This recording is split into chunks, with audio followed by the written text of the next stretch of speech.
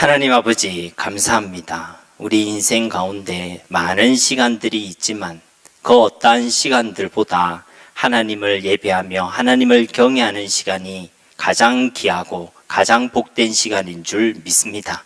그렇기 때문에 우리가 오늘도 이 자리에 모여서 가장 이 복된 시간에 하나님을 예배합니다. 주께서 이 시간 함께하여 주셔서 주를 경외하는 자에게 약속하신 은혜와 복을 누릴 수 있도록 도와주시고 지치고 상한 우리의 마음과 삶도 성령 하나님께서 만져주셔서 성령 하나님의 회복해 하신가 위로하신가 우리와 함께 하심을 경험하는 복된 이 시간 되게 하여 주시옵소서. 무엇보다 하나님의 뜻이 이루어지는 시간 되기를 소원하오니 주께서 이 시간을 왕이 되어주시고 주인이 되어주시고 이 시간을 통치하여 주셔서 하나님의 뜻이 하늘에서 이루어진 것 같이 우리 가운데 온전히 이루어지는 하나님의 시간 되게 하여 주시옵소서. 부족한 종을 주께서 붙들어 주시어서 하나님의 귀한 말씀 바르게 수종될 수 있도록 도와주시고 주님이 홀로 영광 받으시는 시간 우리에게도 큰 은혜와 위로와 응답의 시간 될 수 있도록 주님 이 시간을 다스려 주시옵소서. 감사드리며 예수님의 이름으로 간절히 기도드립니다. 아멘. 네, 4부 예배 설교는 참 오랜만에 하는 것 같습니다. 여러분들은 살아가면서 무엇을 고민하면서 살아가고 있습니까? 당장 지금 여러분들은 무엇을 고민하고 무엇을 생각하고 또 무엇을 염려하며 무엇을 걱정하고 있습니까? 여러분들이 지금 가지고 있는 가장 지금 내 머릿속을 차지하고 있는 생각이 무엇입니까? 제가 여러분의 생각을 다 알 수는 없겠지만 그것이 이 땅에 속한 것이 아니라 하늘에 속한 것이라면 정말로 하나님께서는 여러분의 삶과 여러분의 마음과 생각을 기뻐하실 줄로 믿습니다. 그런데 내일 모레면 성탄절 이브고 그 다음에 성탄절인데 어디를 놀러 갈까? 어디로 여행 갈까? 이번 성탄절에는 어떤 선물을 받을까? 이런 것을 만약 고민하고 있다면 그것은 하늘에 속한 고민이 아니겠죠. 이 땅을 살아가는 많은 사람들이 무엇을 먹을까, 무엇을 입을까, 또 무엇을 마실까를 염려하며 걱정하고 고민하며 살아가고 있습니다. 그런데 마태복음 6장에 보면 무엇을 먹을까, 입을까, 마실까 하지 마라. 그것을 염려하지 마라. 그것은 다 이방인들이 구하는 것이다 라고 분명히 말씀하고 있죠.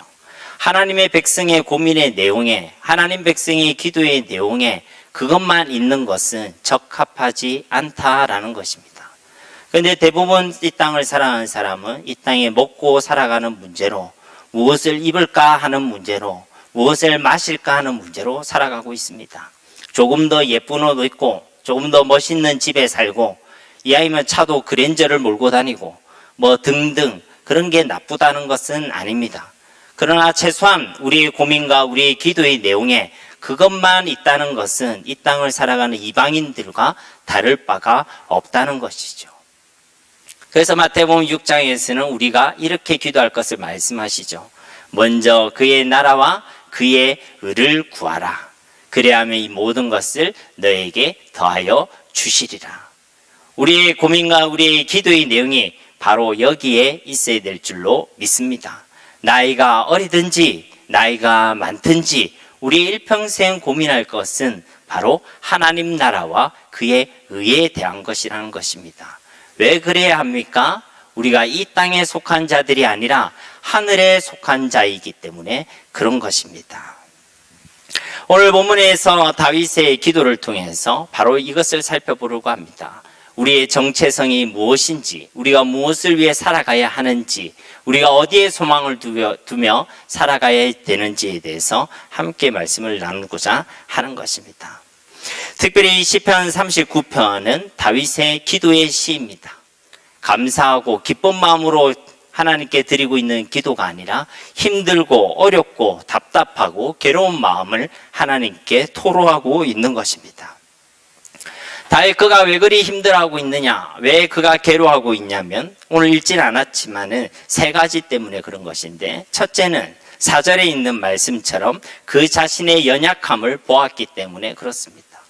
이 땅을 살아가다 보니까 내가 참 연약한 겁니다. 괜찮은 사람인 것 같은데 인생에서 만나는 바람과 파도와 시험 앞에서 그냥 여지없이 흔들리고 있는 연약한 모습이 바로 나라는 것을 알았기 때문에 그가 괴로워했다는 것입니다.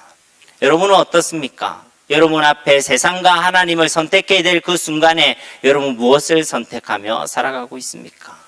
사람이 나는 참 괜찮은 사람이다라고 생각하는데 정작 내가 살아가고 있는 걸음들을 보면, 내가 사용하고 있는 시간들을 보면, 내가 사용하고 있는 물질들을 보면 그것을 어디에 두고 또 어디에 쓰고 있습니까? 그곳에 내 마음이 있는 것이죠. 입술로는 우리가 하나님을 사랑합니다, 하나님을 경외합니다, 하나님이 내 인생의 최고입니다 라고 이야기하는데 정작 나의 많은 시간들은 하나님이 아니라 다른 것에 더 쏟고 있다면 그것은 위증입니다. 하나님 앞에 잘못, 거짓으로 고백하고 있는 것이죠. 정작 내가 사용하고 있는 물질은 하나님 앞에서는 인색한데 나를 위해서 쓰는 것에는 너무나도 즐겁고, 맛있는 음식과 맛있는 맛집을 쫓아다니는 것은 너무나도 좋고, 또 하나님의 나라보다는 내가 다른 나라를 돌아다니는 것에 투자하는 것이 더 많다면 내가 정말 하나님을 살아간다는 그 고백은 뭔가가 잘못된 것입니다. 사람은 이 입술의 이 고백이 정말로 진짜인가를 알아볼 때, 내 마음이 진짜인가를 알아볼 때 대표적으로 확인할 수 있는 것이 두 가지인 거죠. 내 시간을 어디에 쓰고 있는가, 내 물질을 어디에 쓰고 있는가. 축복하고 또 기도하고 또 바라옵기는 우리의 신앙의 고백이 진짜 우리의 마음이 또 우리의 삶이 되기를 주님의 이름으로 축복합니다. 그러나 우리가 이 땅에 사는데 그렇지 못한 우리의 모습을 볼 때 괴로움이 있다는 것이죠.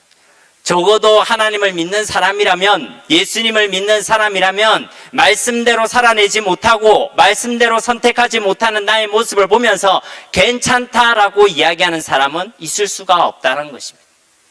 하나님의 사람이라면 내가 그 말씀대로 내 삶을 살아내지 못하는 것에 대한 괴로움이 있게 되어 있는 것입니다. 그래서 다윗이 고백하는 겁니다. 나의 이 연약함으로 하나님 앞에 그 괴로움을 토로하고 있는 것이죠. 두 번째로 다윗이 왜 그렇게 답답해하고 괴로워하고 있습니까? 8절에 있는 그 말씀처럼 그가 가지고 있는 죄의 문제 때문에 그런 것입니다. 죄를 지으면 좋은 것입니까? 죄를 안 지으면 좋은 것입니까? 네, 너무 쉬운 질문을 해서 지금 기분 나쁘다 뭐 이런 거죠. 네. 죄를 안 짓는 것이 훨씬 좋은 것이죠. 왜냐하면 죄의 사건 사망이기 때문에 우리가 죄의 가운데 있을 때는 우리는 사망을 경험하게 됩니다. 하나님의 부재를 경험하게 되는 것입니다. 죄를 짓는 삶으로는 하나님의 은혜를 느낄 수가 없습니다. 죄를 짓는 삶으로는 하나님의 역사를 경험할 수가 없습니다. 그런데 우리는 이 죄의 유혹 앞에 흔들리게 됩니다. 죄라는 것이 나쁘다는 것도 알고 죄를 지으면 안 된다는 것도 잘 압니다. 아이들도 알고요, 어른들도 압니다. 그런데 문득문득 우리의 삶을 볼 때에 우리의 삶 가운데 얼마나 많은 죄들이 있는지 모릅니다. 괜찮은 모습으로 우리가 하나님 앞에 이렇게 나와서 이 자리에 앉아 있지만 정작 우리의 마음은, 우리의 모습을 보면 거룩한데 정작 이 자리에 앉아 있는 우리의 마음과 생각은 이미 하나님을 예배하고자 하는 마음이 이 마음속에 없을 수도 있습니다. 모양은 거룩이고 모양은 경건인데 이 자리에 있는 우리의 마음과 생각은 보이지 않지만은 예배와는 상관없는 마음과 예배와는 상관없는 생각으로 가득 차 있을 수가 있다는 것입니다. 그럼 그것은 죄입니까? 죄가 아닙니까? 그건 역시도 죄이죠. 우리가 눈에 보이는 수많은 죄들이 있는 것이고 보이질 않고 때론 나도 모르지만 우리의 마음과 생각 가운데 또 지나가는 얼마나 많은 죄악들이 우리 가운데 있는지 모릅니다. 그 죄를 우리가 알게 되었을 때에, 내가 죄인이란 것을 하나님 앞에 느끼게 되었을 때 우리 마음속에 무엇이 있어야 되겠습니까? 오늘 이 다윗과 같은 괴로움과 애통한 마음이 있어야 하는 것입니다. 이 죄가 치명적인데 왜 나는 이 죄의 길에서 담대히 떠나지 못하는가? 내 마음과 내 생각 가운데 제약된 생각과 제약된 마음이 없었으면 좋겠는데 왜 이 마음과 생각 가운데 계속해서 끊임없이 제약된 생각들과 마음이 찾아오는 것인가? 내 마음의 한쪽 구석에 하나님에 대한 사랑이 있는 것 같은데 왜 나는 이렇게 세상이 좋노? 사람이 이렇게 좋노 하면서 이 세상과 사람을 쫓아 살아가는 것인가에 대한 안타까운 마음과 애통한 마음이 있어야 된다는 것이죠. 다인 역시도 믿음의 사람이고 하나님의 마음에 합한 사람이었습니다. 그러나 그에게도 이 죄의 문제는 있었던 것이죠.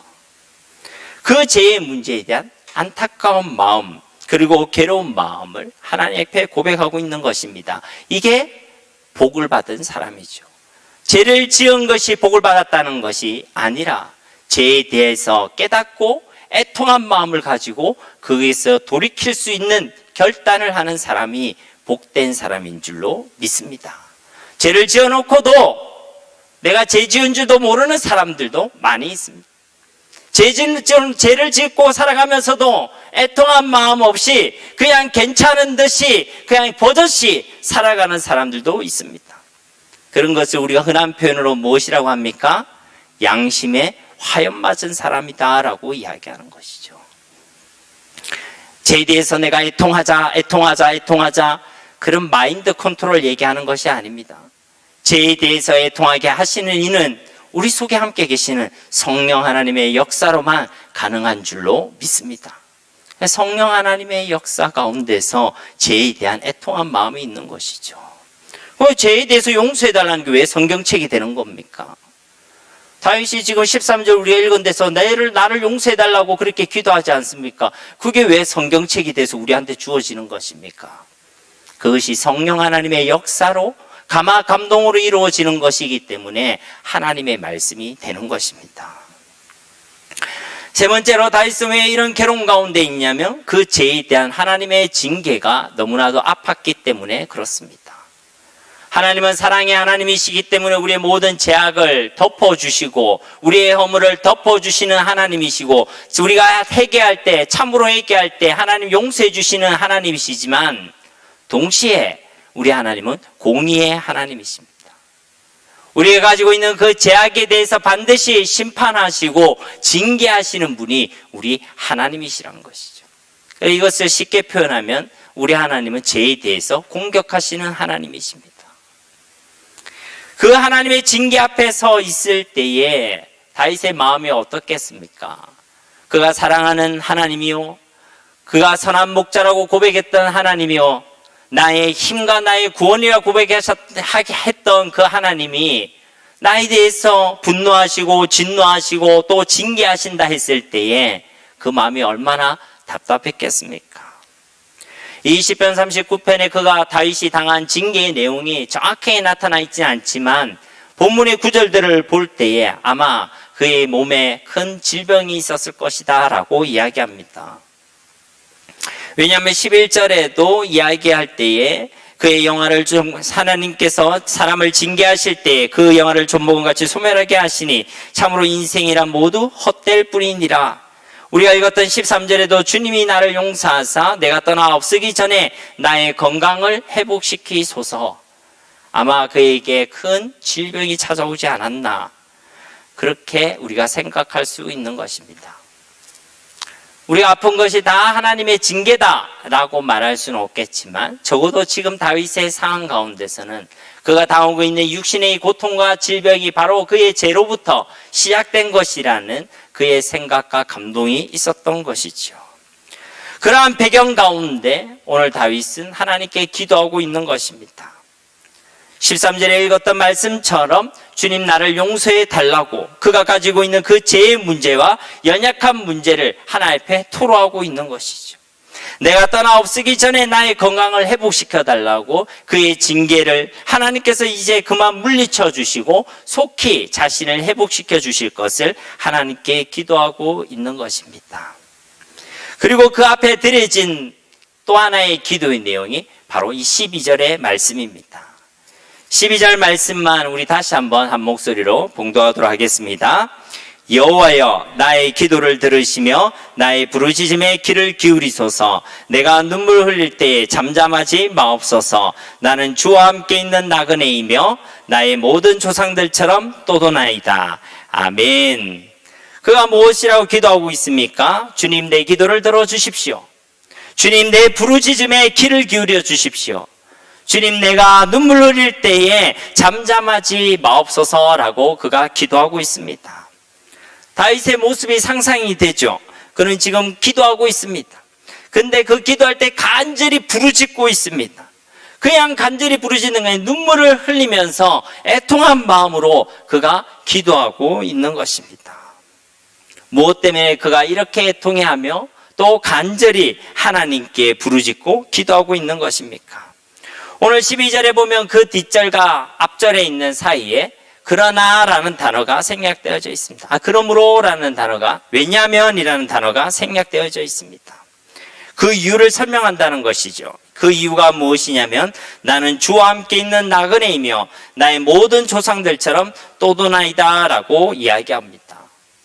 세번역 성경에 뭐라고 이야기하냐면 나는 나의 모든 조상들처럼 떠도는 나그네이며 주님과 더불어 살아가는 길송가 나그네이기 때문입니다 라고 이야기하는 것이죠. 그가 그렇게 애통해하며 간절히 부르짖는 이유를 무엇이라고 이야기하냐면 내가 나그네이기 때문에 그렇습니다 라고 이야기하는 것입니다. 하나님께서 나의 삶 가운데 잠잠하지 마시고 속히 응답해 주셔야 될 그 이유는 내가 이 땅에서 살아가는 나그네이기 때문에 그렇다라고 이야기하는 것입니다. 다윗 그의 삶이 나그네 여정이라는 것이 우리에게 도대체 어떤 의미가 있습니까? 그것은 바로 우리의 정체성과 관련되어져 있습니다. 다윗은 하나님의 백성의 한 예죠. 그렇기 때문에 저와 여러분의 인생 역시도 바로 나그네 인생이란 것을 기억해야 합니다. 베드로전서 1장 1절과 2절에 있는 말씀에 보면 이렇게 되어 있죠.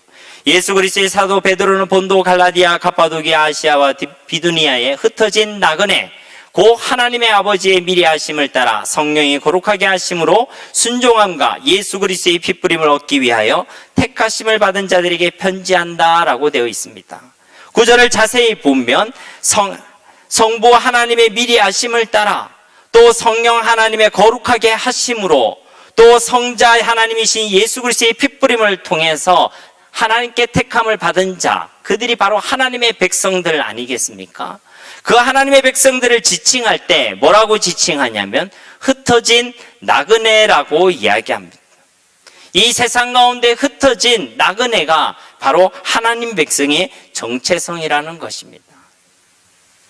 나그네를 사전적 의미로 살펴보면 자기 집을 떠나서 낯선 곳에서 묵으면서 꽤 먼 길을 가거나 이곳 저곳을 방랑하는 사람을 나그네라고 이야기합니다. 즉 우리 인생의 여정이 나그네 여정이다, 나그네 인생이다 라는 그 의미는 적어도 우리가 살아가는 이 땅이 우리의 진짜 본향, 우리 진짜 집은 아니라고 이야기한다는 것입니다. 우리가 살아가서 무엇을 먹을까? 이 땅에서 무엇을 먹을까? 이 땅에서 무엇을 입을까? 이 땅에서 무엇을 마실까를 우리가 고민하지만 정작 우리의 정체성은 이 땅에 있지 않다는 것이죠. 왜냐하면 이 땅이 우리의 진짜 집이 아니란 것입니다. 히브리서 11장 13절에 보면 믿음의 사람에 대한 이야기가 나오죠. 이 사람들은 다 믿음을 따라 죽었으며 약속을 받지 못하였을 때 그것들을 멀리서 보고 환영하며 또 땅에서는 외국인과 나그네임을 증언하였으니 라고 말씀하고 있습니다. 이것을 쉬운 성경으로 보면 이렇습니다. 그들은 스스로 자신들이 이 땅에서 나그네일 뿐이라고 고백하였습니다. 믿음의 사람이 공통적으로 자기가 고백을 했는데 자기의 정체성을 뭐라고 얘기했냐면 이 땅에서 나그네입니다. 이 땅에서 외국인입니다 라고 고백했다는 것입니다. 그들은 이상한 사람들이 아니었습니다. 뭔가 부족한 사람들도 아니었습니다. 이 땅에서 열심히 삶을 살아냈던 사람이고 또 이 땅에서 하나님의 복을 받아 누렸던 사람들입니다. 그런 사람이 없어서가 아니라 뭔가 부족해서가 아니라 자신의 삶을 나그네라고 표현하고 있는 것입니다. 1진 14절에 보면 그들이 이같이 말하는 것은 자기들이 본향 찾는 자임을 나타내심이라. 그 나그네라는 것은 무엇입니까? 진짜 자기 고향, 진짜 자기 집을 찾아다니는 사람, 찾아가는 사람이 바로 나그네라라는 것입니다. 여기가 우리의 진짜 집이 아닙니다. 여기에 너무 우리의 마음과 생각과 힘을 뺄 필요가 없는 것이죠. 이어진 15절과 16절에 보면 그들이 나온 바 본향을 생각하였더라면 돌아갈 기회가 있었으리니와, 그들이 나왔던 그 고향, 이스라엘 백성을 생각할 때 출애굽을 하고 나왔는데 가나안이라는 자기의 약속된 땅을 향한 여정을 떠났지 않습니까? 근데 그 여정 가운데 만약에 애굽이 더 낫다고 생각하면 그들이 돌아갔을 것이다 라고 이야기하는 것이죠. 그리고 이스라엘 백성은 실제로 그랬죠. 우리가 애굽에 있을 때 더 많은 고기를 먹었고 더 먹을 것이 풍족했고 적어도 이렇게 고생하지 않았다. 그런데 왜 우리에게 이런 고생을 하게 만드느냐 하면서 원망하고 불평하고 불신앙했던 사람들이 이스라엘 백성들입니다. 여러분, 우리가 더 나은 본향이 있다는 것을 모른다면, 여기가 더 좋사오니라고 생각한다면 우리는 하나님을 향해 살아가지 못합니다. 사람은 적어도 자기가 가지고 있는 가치관에 따라서 움직이는 사람들입니다. 예수를 위해 사십시오, 주를 위해 사십시오, 하나님 나라를 위해 사십시오 아무리 외쳐도 그것에 진짜 가치가 있다고 믿지 않는 사람은 절대 예수를 위해서, 하나님 나라를 위해서 살아갈 수가 없습니다. 적어도 이 세상이 더 나에게 많은 유익을 준다고 생각하는데 어떻게 그것을 포기할 수 있겠습니까? 자기를 위해 살아가는 것이 얼마나 자기가 귀하다고 생각하는데, 근데 어떻게 자기를 부인하고 자기를 죽이고 주를 위해 살아갈 수가 있겠습니까? 적어도 나를 위해 살아가는 것보다 주를 위해 살아가는 것이 더 복되고, 세상을 위해 살아가는 것보다 예수 안에 모든 복이 있다는 것을 진짜 알고 믿는 사람이 자기를 포기하고 세상을 포기하고 주를 위하여 살아갈 수 있음을 믿습니다. 여러분, 신앙생활은 그런 것입니다. 노력으로 으쌰으쌰해서 주를 위해 삽시다 암만 해도 안 됩니다. 주님이 누구이신지, 그 안에 있는 가치가 무엇인지를 알아야지만 우리는 주를 위해 살 수가 있는 것입니다. 내가 주님을 위해 못 사는 이유는 간단 명료합니다. 주님의 가치를 몰라서 그렇습니다. 아직도 나를 위해서 많은 시간과 물질을 투자하는 사람은 하나님의 나라와 그 의를 구하는 그 은혜와 복에 대해서 그 가치를 모르기 때문에 그런 것입니다. 잘못된 것이죠. 구원을 못 받았다는 것이 아니라 아직 성장하고 성숙하지 못했다라는 것입니다. 히브리서 11장 16절에 그들이 이제는 더 나은 본향을 사모하니 곧 하늘에 있는 것이라. 이러므로 하나님이 그들의 하나님이라 일컬음을 받으심을 부끄러워하지 아니하시고 그들을 위하여 한 성을 예비하셨느니라. 우리의 진짜 집은 이 땅이 아니라 저 하늘에 있음을 믿으시기를 바랍니다.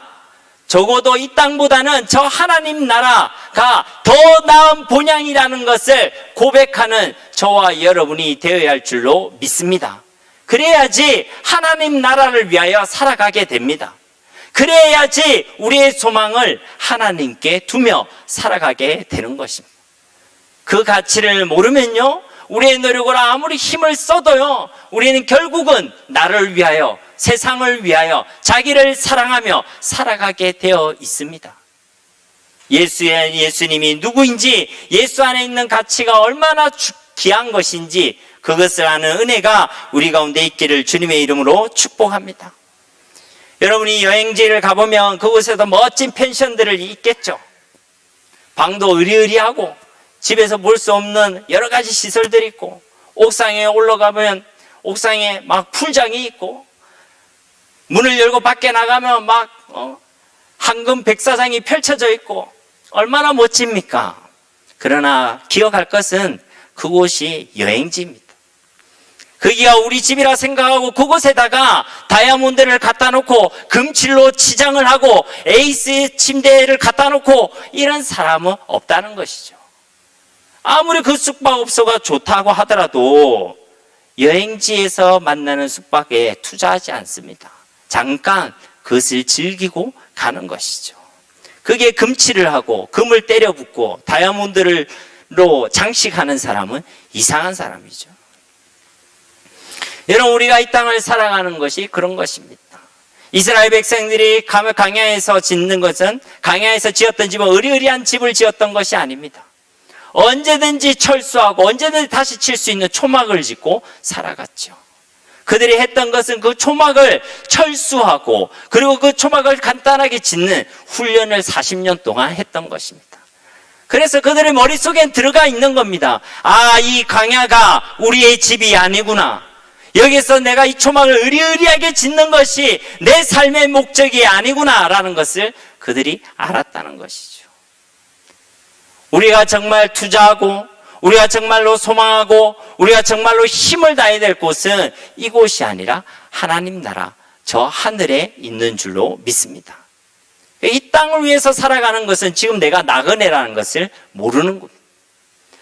먹을 거, 입을 거, 마실 거를 위해서 그것에 즐기는 것에 목적을 두고 그게 힘을 주고 살아가는 사람은 지금 내가 나그네라는 이 정체성을 잊어버려서 그런 것입니다. 여러분, 이 나그네의 여정이 결코 쉽지 않습니다. 이 땅을 살아가는데 많은 괴로움들과 고통이 있습니다. 광야라는, 우리가 이 인생길을 광야길이라고 이야기할 때도 그 광야라는 곳은 결코 만만한 곳이 아닙니다. 그곳은 어떤 땅이냐, 무엇을 먹어야 되는지, 무엇을 입고 살아가야 되는지, 무엇을 마시면서 어디서 마실 것을 구하며 살아가야 되는지를 고민하기에 최적화된 장소가 바로 광야지요. 그래서 그냥 가만히 있으면 먹을 거, 입을 거, 마실 거를 위하여 살아가게 되어 있습니다. 그러니 그 광야길을 걸어간다는 것이 결코 만만하지 않죠. 세상에 우리가 이 땅을 살아가는데 많은 시험들도 있습니다. 죄에 대한 유혹이 있고, 그리고 이 세상에 많은 우상들을 쌓게 만드는 여러 가지 도전들이 있습니다. 예수님을 믿고 믿음의 삶을 택하고 말씀에 순종하며 살아가는 우리의 걸음을 붙잡고 바지끄댕이를 잡아 당겨서 넘어뜨렸어라도 그 말씀대로 살아가지 못하게끔 하는 세상의 방해도 틀림없이 있습니다. 그러니 우리가 이 땅을 어떻게 걸어가게 되겠습니까? 나는 연약한데요, 나는 부족한데요, 그런 것 누가 나를 잡아당기며 휘청거리면서 흔들릴 수밖에 없는 그런 존재인데 우리가 어떻게 살아가야 되겠습니까? 다윗도 거기에 대한 고민이 있었던 것이죠. 그래서 그가 하나님께 기도하는 것입니다.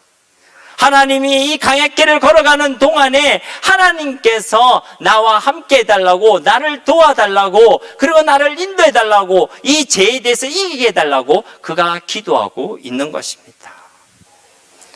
여러분, 이 나그네 여정에 꼭 필요한 것 세 가지가 있습니다. 첫 번째는 바로 거룩함입니다.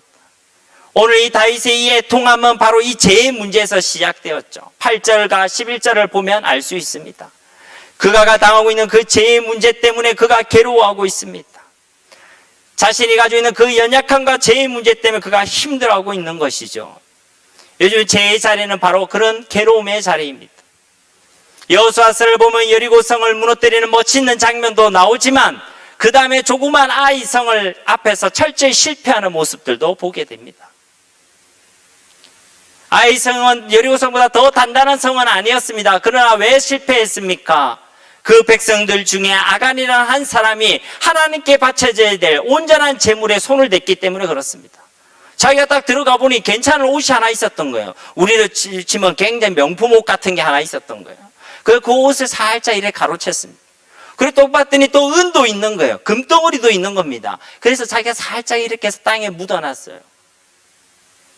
그런데 결국 그 아간의 범죄 때문에 이스라엘 전체가 고통을 당하고 괴로움을 당했죠. 결국 이 아간이 자신이 행했던 그 죄악들이 나중에 다 드러납니다. 그리고 그 아간은 결국 죽임을 당하죠. 그리고 그 아간이 묻혔던 그 골짜기를 우리 뭐라 부르냐면 아골 골짜기라고 부릅니다. 죄를 묻어놨던 그곳, 그 아골 골짜기라 하죠. 아골이라는 단어가 가지고 있는 뜻이 뭐냐면 괴로움이라는 것입니다. 죄라는 것들은, 죄의 자리라는 것은 우리에게 언제나 괴로움을 가져다 주게 되어 있습니다. 죄의 자리는 곧 괴로움의 자리라는 것이죠. 그 아골 골짜기에서 우리가 바라봐야 될 것은 무엇이겠습니까? 골고다에서 십자가를 지셨던 그 주님을 바라봐야 하는 것입니다. 우리 가운데 거룩이라는 것은 우리를 괴롭히려고, 우리를 속박하기 위해 하나님께서 주신 명령이 아닙니다. 우리에게 참 평안과 기쁨과 승리를 주시기 위하여 하나님께서 우리에게 거룩하라고 말씀하는 줄로 믿습니다. 베드로전서 1장 16절에도 기록되었으되 내가 거룩하니 너희도 거룩할지어다 하셨느니라. 17절에 외모로 보시지 않고 각 사람의 행위대로 심판하시는 이를 너희가 아버지라 부른즉 너희가 나그네로 있을 때에 두려움으로 지내라 라고 분명히 말씀하십니다. 너희가 나그네로 있을 때에 너희는 거룩하라 라고 이야기하시는 것입니다. 이 나그네 여정에 그렇기 때문에 이 거룩함이 필요한 것이죠. 나그네의 여정을 걸어가기 위해서는 반드시 죄의 문제가 해결되어야만 하고, 그리고 우리의 이 여정 자체가 죄와의 싸움이란 것을 우리는 기억해야 될 줄로 믿습니다. 이 거룩이란 건 어떻게 우리 가운데 주어지는 것입니까? 이어진 베드로전서 1장 18절에 보면 너희가 알거니와 너희 조상이 물려진 헛된 행실에서 대속함을 받은 것은 은이나 금같이 없어질 것으로 된 것이 아니요 오직 흠없고 점없는 어린 양 같은 그리스도의 보배로운 피로 된 것이니라. 아멘. 이 나그네의 여정에 거룩함이 필요한데, 이 거룩이라는 것은 우리의 노력과 수고로 이루어지는 것이 아닙니다. 은과 금으로 되어지는 것도 아니고 오직 우리 위해 죽으시고 부활하신 예수 그리스도를 통해서만, 그의 보배로운 피를 통해서만 우리가 거룩하게 되는 줄로 믿습니다. 그러니까 이 거룩이를 우리가 거룩하라고 하면 일단 힘이 들어가요. 사람은 이제 내가 똑바로 살아야 되겠다, 내가 열심히 살아야 되겠다, 말씀대로 살아야 되겠다. 보통 사람이 그렇죠. 그런데 우리의 힘으로 되어지는 것이 아닙니다. 거룩이란 단어 앞에 우리가 제일 먼저 해야 될 것은 나를 위해 죽으시고 부활하신 그 주님을 바라보는 일인 줄로 믿습니다. 그 주님 안에서만 거룩할 수가 있어요. 그럼에도 불구하고 우리에게 거룩할지어다 라고 이야기하는 것은 우리의 신앙과 삶도 중요합니다. 우리가 무엇을 선택하고 살아가는가 중요하다는 것입니다. 말씀대로 살아갈 것인가, 그렇지 않을 것인가, 죄를 선택할 것이냐, 하나님을 선택할 것이냐, 중요하다는 것입니다. 혹 우리가 죄 가운데 있을지라도 그 죄를 놓고 애통해하며 하나님께 회개하는 것이 중요하다는 것입니다. 혹 우리 중에 누가 죄의 자리에 있다면 그 죄의 자리를 떨쳐버리고 주님께 돌아가는 회개의 은혜가 있어야 될 줄로 믿습니다. 두 번째로 이 나그네 여정에 필요한 것은 바로 동행입니다. 누구와의 동행이겠습니까? 바로 하나님과 함께 하는 것이죠. 그래서 오늘 본문 말씀에 뭐라고 이야기합니까? 나는 주와 함께 있는 나그네다라고 이야기합니다. 주님과 더불어 살아가는 나그네다라고 이야기하고 있는 것이죠. 이 나그네의 여정을 걸어가는 것은 결코 만만하지 않지만 우리가 우리 혼자서 걸어가는 여정이 아닙니다. 하나님이 우리와 함께 하심을 믿으시기를 바랍니다. 하나님이 우리와 함께 하십니다. 저도 아이들이 있어서 아이들이 이렇게 아기 때부터 이렇게 커가는 것을 보았습니다. 엉검엉검 기어다니다가 꼭 꼬물이 꿈틀이처럼 기어다니다가 어느 순간에 자기가 살 뭘 잡고 일어서죠. 일어서다가 다시 쿵 하고 넘어집니다. 다시 그러다가 몇 번 반복하다가 이제 한 발자국을 딱 떼죠. 그게 얼마나 기쁜지 모릅니다. 그래도 혹 넘어질까봐 그 손을 잡고 이렇게 끌어주죠. 여러분, 우리 아버지 하나님께서 그렇게 하시는 것입니다. 우리가 엉덩방아 찢고 우리가 때로는 쓰러지고 넘어질 때도 참 많이 있지만 하나님 우리를 안 보고 계신 게 아니라 우리를 보고 계시는 줄로 믿습니다. 우리가 넘어지고 아슬아슬한 그때에 우리의 손을 잡아주시듯이 우리를 인도하시는 분이 우리 하나님이신 줄로 믿습니다. 여행을 갈 때요, 어디를 가고 무엇을 하는가도 참 중요하지만 그보다 더 중요한 것은 누구와 함께 가는가입니다.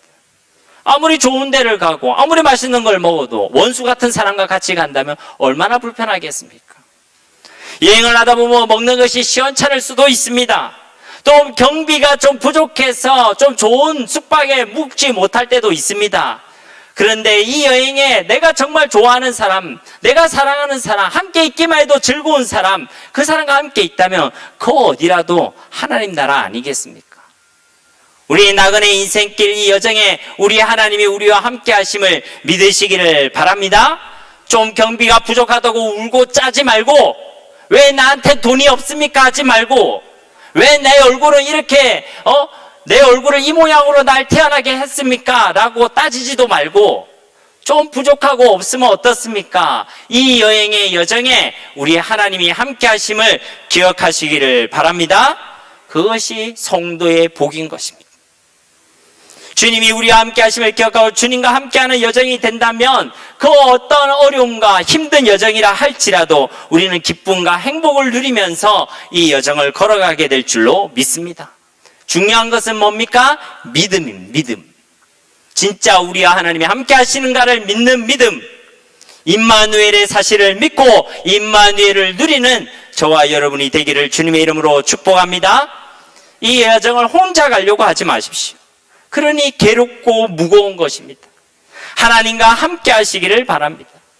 여러분, 동행하다라는 이 단어는 함께 가다, 교제하다라는 의미가 있습니다. 혼자 걸어가는 것이 아니라 하나님과 교제하며 하나님과 의논하며 하나님과 함께하는 것이 하나님과 동행하는 것이죠. 눈에 보이지 않는 하나님을 어떻게 함께할 수 있습니까? 첫 번째, 하나님을 우리의 주인으로 인정하시기 바랍니다. 그러면 그가 우리를 인도해 주실 줄로 믿습니다. 눈에 보이지 않는 하나님을 어떻게 함께합니까? 하나님의 말씀과 함께하시기 바랍니다. 하나님의 말씀을 가까이 하는 것이 곧 하나님을 가까이 하는 것입니다. 하나님의 말씀에 순종하는 것이 곧 하나님께 순종하는 것입니다. 그래서 여러분, 말씀을 사모하시고 그 말씀에 순종하기를 즐거워하시기를 바랍니다. 눈에 보이지 않는 하나님과 어떻게 함께 할 수 있습니까? 하나님의 사람들과 함께 하시기 바랍니다. 혼자서는 잘하는 사람들이 교회 안에서 공동체로 와서는 잘 못하는 사람들도 많이 있습니다. 여러분, 그것은 건강하지 않은 거예요. 하나님의 마음법은 처음부터 공동체였고 공동체를 통해 하나님은 그 사람을 만지시고 세워가시기를 원하십니다. 하나님의 사람들 속에는 하나님의 형상이 있습니다. 하나님의 형상대로 지음받은 그들과 함께하는 것이 그 하나님과 함께하는 비밀인 것입니다. 동행하다라는 의미에는 나르다, 운반하다라는 의미도 있습니다.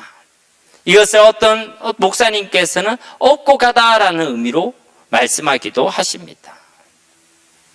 우리가 때로는 이 여정 가운데 지치고 힘이 없어서 그 자리에 주저앉아 있을 때라도 우리 하나님, 우리를 업고 가시는 하나님이심을 믿으시기를 바랍니다. 그것이 하나님의 동행하심입니다. 우리는 똑바로 못 걸어갈 때가 얼마나 많은지 모릅니다.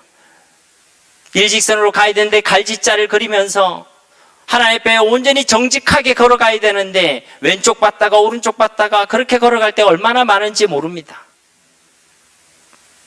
그때 우리를 업고 가시는 하나님이 계심을 기억하시기를 바랍니다. 주님과 동행하는 것이 바로 이 강약길, 이 나그네의 여정을 걸어가고 온전히 걸어가고 승리하는 길이고 방법임을 기억하시기를 바랍니다. 이 구절 우리말 성경에는 이렇게 번역하고 있습니다. 나도 나그네가 돼서 주와 함께 할 수밖에 없습니다. 이 여정을 걸어갈 때 나는 주님과 함께 할 수밖에 없습니다. 이것은 무슨 말입니까? 이 여정 속에 주님이 없이는 안 됨을, 주님이 없이는 이 걸음을 걸어갈 수 없음을 하나님께 고백하고 있는 것입니다. 이것이 저와 여러분의 고백이 되어야 할 줄로 믿습니다. 끝으로 세 번째로 무엇이 필요하냐면 기도가 필요합니다. 그래서 오늘 다윗이 하나님께 기도하고 있는 것입니다. 예수님께서도 우리에게 그래서 기도를 가르쳐 주신 것입니다. 먼저 그의 나라와 그의 의를 구하라고 우리에게 기도를 알려주신 것입니다. 오늘 다윗도 본문에서 여호와여 나의 기도를 들으시며 나의 부르짖음에 귀를 기울이소서, 내가 눈물 흘릴 때 잠잠하지 마옵소서라고 강력하게 요청하고 있습니다. 우리가 가지고 있는 아픔도 고통도 슬픔도 분노도 세상 사람들은 다 그것을 엉뚱한 데서 외치고 아뢰고 또 풀고 있지만 저와 여러분은 그 모든 것을 들고 하나님 앞에 나와 될 줄로 믿습니다. 하나님 앞에서 아파하시고 하나님 앞에서 눈물 흘리시고 하나님 앞에서 통곡하시고 하나님 앞에서 땅을 치고 그것이 하나님의 백성의 정체성이란 것이죠. 우리의 연약함을 아뢰시고 우리의 죄악을 회개하시고 주님의 도움을 강력하게 요청하는 기도가 우리 가운데 있어야 될 줄로 믿습니다. 기도는 어떻게 하는 것이냐? 그것은 지금 우리 오전 예배를 통해 계속 듣고 있지 않습니까? 그죠? 반드시 응답받는 기도, 벌써 4번째 시간까지 했습니다. 믿음으로 기도하시고 믿습니다가 아니라 하나님의 말씀을 믿는 믿음으로, 약속의 말씀을 붙든 그 믿음으로 우리가 하나님께 기도한다면, 우리가 예수 이름으로 기도할 때 우리 하나님께서 응답해 주실 줄로 믿습니다. 시편 3편 4절에도 내가 나의 목소리로 여호와께 부르짖으니 그의 성산에서 응답하시는도다. 시편 86편 7절에도 나의 환난 날에 내가 주께 부르짖으니 주께서 내게 응답하시리이다. 이사야서 58장 9절에도 네가 부를 때에는 나 여호와가 응답하겠고 네가 부르짖을 때에는 내가 여기 있다 하리라. 예레미야서 33장 3절에도 너는 내게 부르짖으라 내가 네게 응답하겠고 네가 알지 못하는 크고 은밀한 일을 내게 보이리라. 우리가 기도할 때 하나님께서는 반드시 응답해 주실 줄로 믿습니다. 우리가 살아가는 이 인생길은 나그네의 여정입니다. 이 땅의 삶이 우리의 집이 아니고 우리의 목적이 아니란 것입니다. 우리의 본향은 저 하늘에 있는 것입니다. 이 땅이 아니라 저 하늘을 더 나은 본향으로 고백하는 저와 여러분이 되어야 할 줄로 믿습니다. 이 나그네 여정 가운데 우리 가운데 거룩함이 있고 주님과 동행함이 있고 또 기도와 하나님과의 사귐이 있어서 비록 힘들고 어렵고 세상에 있는 많은 사람은 고통의 바다라고 표현하는 이 나그네의 여정이 우리에게는 너무나도 기쁘고 즐겁고 감사한 그런 행복한 삶의 여정이 되어지기를 주님의 이름으로 간절히 축복합니다. 하나님의 말씀을 기억하시면서 이 시간 함께 기도하기를 소망합니다. 우리가 정말로 이 땅이 아니라 저 하늘에 소망을 두고 이 나그네의 여정을 거룩함과 주님과 동행함과 기도회를 통한 하나님과의 사귐으로 온전히 걸어가게 하옵소서. 우리 말씀을 붙들고 함께 기도하며 나가도록 하겠습니다. 살아계신 아버지 하나님 감사합니다. 우리를 너무나도 사랑하시는 주님, 우리가 이 시간도 주신 그 말씀을 붙들고 하나님께 기도하며 나가기를 소망합니다. 하나님, 우리의 소망 또 우리의 마음이 있어야 될 곳은 저 하나님 나라인 줄로 믿습니다. 많은 이 땅에 있는 사람들이 무엇을 먹을까 입을까 마실까를 고민하며 살아가지만 주님의 그 말씀대로 육신의 생각은 하나님과 원수되는 것이며 또 이러한 기도와 이러한 마음들은 하나님의 백성의 마음과 기도가 아님을 우리가 믿습니다. 하나님, 우리의 마음과 생각이 우리 마음대로 참 되지 않습니다. 우리가 참된 가치를 발견하길 원합니다. 우리에게 허락하신 예수 그리스도 안에, 하나님 말씀 안에, 저 하나님 나라 더 안에 정말 최고의 가치가 있음을 우리가 분명히 알기를 원합니다. 그래서 정말 저 하나님 나라를 더 나은 본향으로 고백할 수 있는 저희 모두가 되기를 원합니다. 우리의 삶 가운데 거룩함이 있을 수 있도록, 우리의 삶 가운데 우리의 이 여정이 주님과 함께하는 여정이 될 수 있도록, 또 기도를 통해 주님께 아뢰며 주님과 교제하는 삶의 걸음이 되어질 수 있도록 도와주셔서 이 땅에서의 나그네 여정이 우리에게 큰 기쁨이 되게 하시고 행복한 걸음이 되어질 수 있도록 은혜를 다하여 주시옵소서.